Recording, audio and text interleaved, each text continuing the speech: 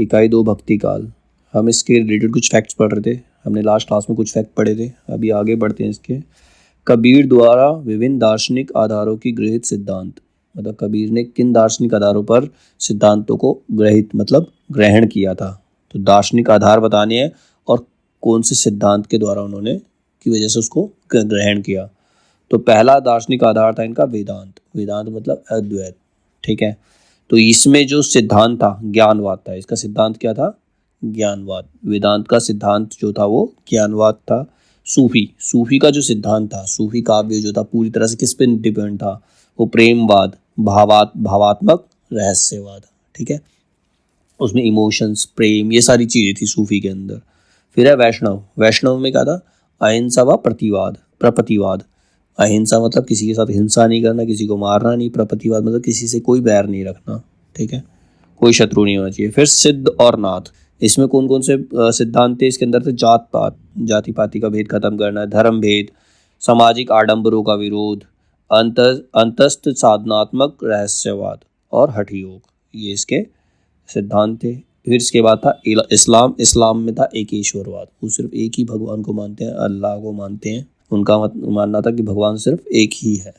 तो ये थे कबीर ने जो दार्शनिक आधारों पर सिद्धांतों को ग्रहण किया था वो चीज। इसके बाद कबीर ने 4 स्रोतों से प्रतीक चुने थे। 4 मतलब जो उन्होंने प्रतीक, जो भी लोग कंपेयर किया किस चीज से प्रतीक से कंपेयर किया, तो प्रतीक 4 स्रोत थे उनके, ठीक है। वो प्रतीक कहाँ से लिए थे? जब हम किसी कंपैरिजन करते हैं किसी चीज से, तो वो हमने कहाँ से लिया? तो कबीर ने वो प्रतीक कहाँ से लिए?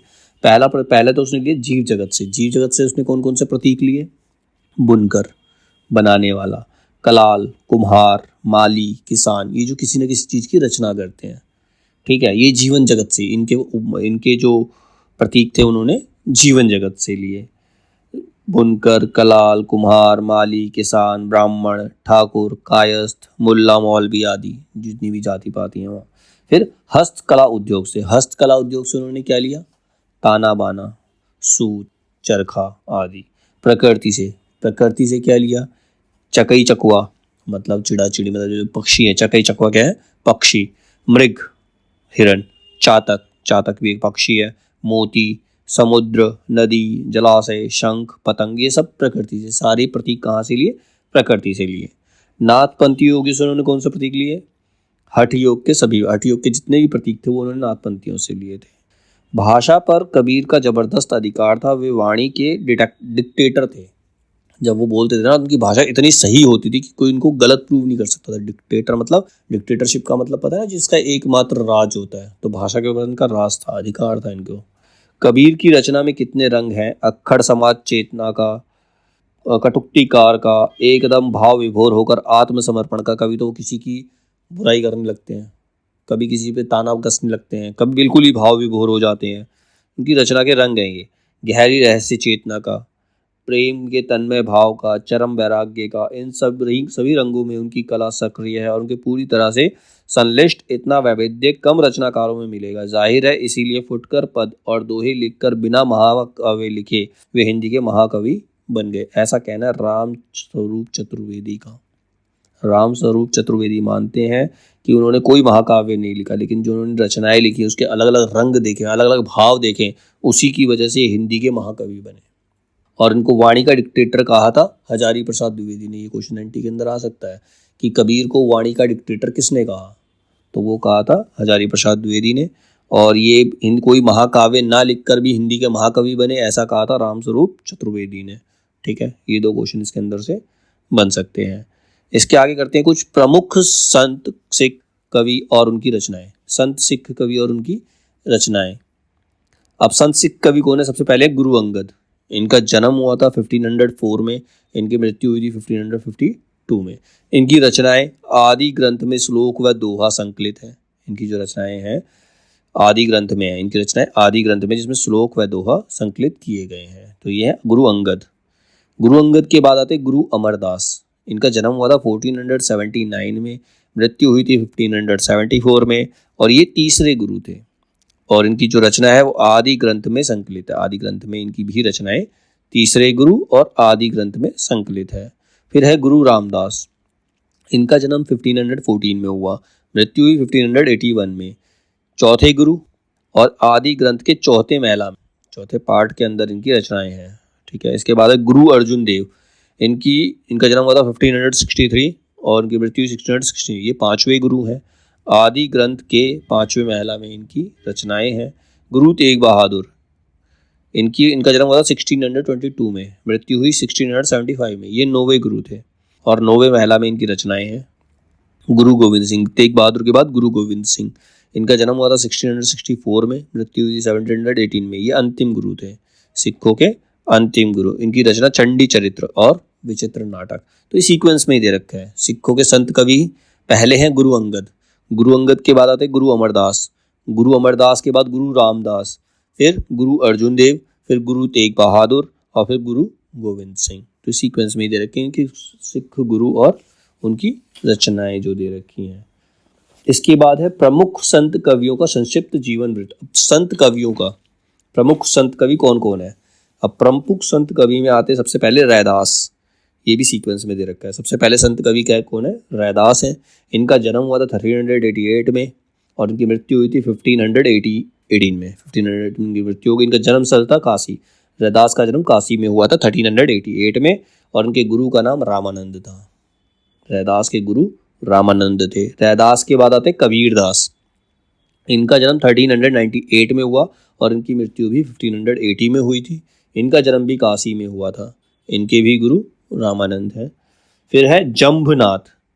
जंभनाथ तीसरे संत गुरु हैं। इनका जन्म 1451 में हुआ, मृत्यु 1523 में हुई। इनका जन्म हुआ था नागौर में और उनके गुरु थे बाबा गोरखनाथ। फिर है हरिदास निरंजनी। इनका जन्म 1455 में हुआ था, मृत्यु हुई थी 1543 में। इनका जन्म हुआ था डीडवाना में और उनके गुरु हैं प्रागदास। गुरु नानक का जन्म हुआ था 1469 में, मृत्यु हुई 1538 में। इनका जो जन्म हुआ था पंजाब के ननकाना में हुआ था। इनके गुरु का नाम इसमें नहीं है। ठीक है। सिंगा का जन्म हुआ 1519 में। इनकी मृत्यु हुई 1659 में। इनका जो जन्म स्थल है वो खजूर मध्य प्रदेश में है और उनके गुरु हैं मनरंगीर। फिर लालदास का जन्म हुआ था 1540 में। इनकी मृत्यु हुई 1648 में। इनका जन्म हुआ अलवर में, राजस्थान के अलवर में और उनके गुरु थे गदन चिश्ती इनके गुरु थे। फिर इनके बाद आते हैं दादू दयाल का जन्म 1544 में हुआ, मृत्यु हुई 1603 में और इनका जन्म स्थल है अहमदाबाद। इनके जो गुरु हैं वो हैं वृद्ध भगवान इनके गुरु हैं। इसके बाद आते हैं मलूक दास का जन्म हुआ था 1574 में। इनकी मृत्यु हुई 1682 में और इनका जन्म स्थल जो है वो कड़ा प्रयागराज में और उनके गुरु जो थे पुरुषोत्तम थे। इनके बाद आते हैं बाबा लाल का जन्म 1590 में, मृत्यु 1655 में हुई। इनका जन्म हुआ था पंजाब में। फिर इसके बाद आते हैं सुंदरदास का जन्म हुआ था 1596 में और मृत्यु हुई थी 1689 में। जन्म जयपुर में हुआ। इनके जो गुरु थे वो दादू दयाल थे। ठीक है। तो ये संत कवि हैं, ये सीक्वेंस में ही दे रखे हैं। अगर हम इसको 2-3 बार 4 बार सुनेंगे तो रिमेंबर हो जाए, याद हो जाएंगे, मेमोराइज हो जाएंगे। उसके बाद हम जैसे इसमें क्वेश्चन यही आ सकता है कि इनको सीक्वेंस में लगाओ, इनको सुमेलित करो या सीक्वेंस में लगाओ। मान लो गुरु के नाम दे दिए, उनके संत कवि दे दिए, उनके साथ में गुरु दे दिए, बता दो किसका कौन सा गुरु है। तो इस तरह से क्वेश्चन आ सकते हैं। ठीक है। फिर इनके अलावा और प्रमुख संत कवि हैं। ये तो मुख्य संत कवि थे। इनके अलावा और भी थे। इनके अलावा थे धर्मदास, जिनका जन्म हुआ था बादोगढ़ में। इनके गुरु थे कबीरदास, जो पहले संत कवि, दूसरे संत कवि थे, उनके चेले थे धर्मदास जो थे। धर्मदास के गुरु कबीरदास।